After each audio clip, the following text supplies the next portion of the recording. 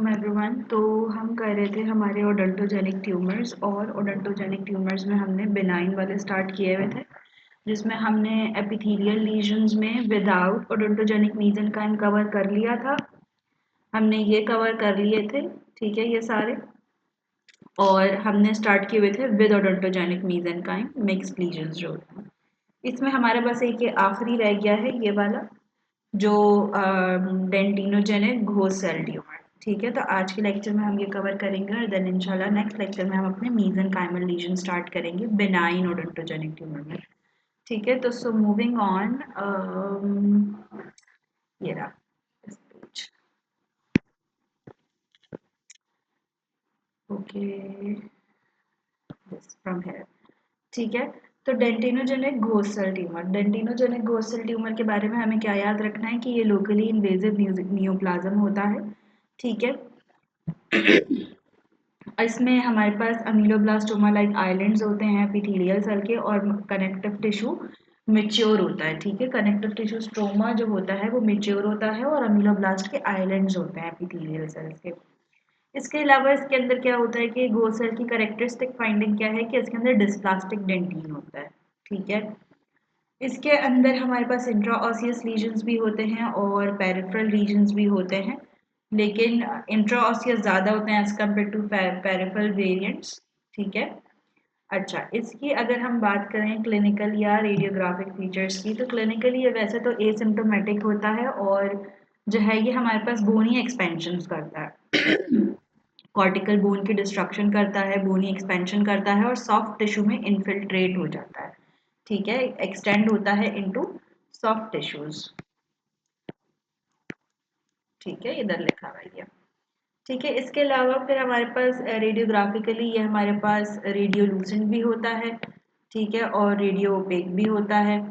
ठीक है, इसके अलावा इसमें ये याद रखना है कि जब हम इसको रेडियोग्राफिकली देखते हैं तो दोनों मिक्स रेडियोग्राफ्स ये देता है, रेडियोलूसेंट रेडियो ओपेक अपीयरेंसेस होती हैं, क्योंकि कहीं पे कैल्सिफिकेशन हुई है, कहीं पे नहीं हुई हुई, जिसकी वजह से कहीं पे रेडियोलूसेंस और कहीं पर रेडियोपेसिटी आ रही होती है। इसके अलावा यूनिलॉकुलर और या मल्टीलॉकुलर रेडियोलूसेंसी हो सकती है, लेकिन वेल डिफाइंड बॉर्डर्स होते हैं।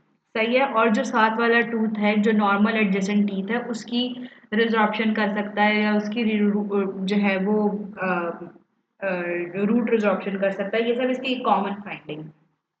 फिर अगर हम हिस्टोपैथोलॉजी की बात करें तो हिस्टोपैथोलॉजी में हमें ये याद रखना है कि हमारे पास अमीलोब्लास्टोमा के ट्यूमर के अंदर आइलैंड्स होते हैं। ठीक है, ऑफ एपिथेलियल सेल्स, जो कि हमारे पास रिजेंबल कर रहा होता है किसको, अमीलोब्लास्टोमा को। ठीक है, इसके अलावा इसके अंदर घोस्ट सेल्स होते हैं और हर घोस्ट सेल की केराटिनाइजेशन हुई भी होती है। ठीक है, जिसकी वजह से एक बहुत बड़ा large island of ghost cell बन जाता है। घोस्ट सेल जो होते हैं वो कैल्सिफिकेशन में अंडरगो कैल्सिफिकेशन, ठीक है, जिसकी वजह से वो क्या बनाता है, डिस्प्लास्टिक डेंटिन बनाता है, जो कि क्या है, मैंने जैसे बताया, ये करेक्टरिस्टिक फाइंडिंग है घोस्ट सेल के लिए। ठीक है, इसके अलावा लोकली इन्वेजिव होता है, मेडिलरी स्पेसेस में इन्वेड करता है। ठीक है, और फिर इसकी मैनेजमेंट हम कैसे करेंगे अगर ये इन्वेड कर जाएगा और इस तरह से होगा, तो हमारे पास इसकी लोकल रिसेक्शन होती है। ठीक है, इसकी रेयर मैलिग्नेंट ट्रांसफॉर्मेशन जो होती है वो बहुत कम होती है, मोस्टली जो है वो नहीं होती, और अगर होती है तो फिर हम इसको घोस्ट सेल कार्सिनोमा बोलते हैं, डेंटिनोजेनिक घोस्ट सेल कार्सिनोमा। ठीक है, इसके अलावा अगर आप नॉर्मल रिसेक्शन नहीं, लोकल रिसेक्शन नहीं करना चाह रहे तो you can do E nucleation और कंजर्वेटिव एक्सcision। ठीक है, तो ये था हमारा सारा डेंटिजेनिक घोस्ट सेल ट्यूमर के बारे में। ठीक है, इसके साथ हमने अपने विदाउट मीजेंकाइमल एपिथेलियम जो था, सॉरी मैं भूल जाती हूँ बार बार, जो हमारे पास विदाउट वो उसके थे ना एपिथेलियल, हाँ, ओडोंटोजेनिक मीजेंकाइम, ये हमने बिनाइन में कवर कर लिए हैं। मतलब हमने इतना हिस्सा जो है ना ऑलमोस्ट कवर कर लिया ये सारा। Why is it not writing down, ये हमने सारा ये कवर कर लिया यहाँ से यहाँ तक, इन दिस एज वेल। ठीक है, अब हम नेक्स्ट में स्टार्ट करेंगे mesenchymal lesions, benign mesenchymal lesions। ठीक है, So if you have any query, any question, do comment down, do like, subscribe my channel and share my videos. Follow me on Instagram. I go by the name of Dr. Barira Mushtaq.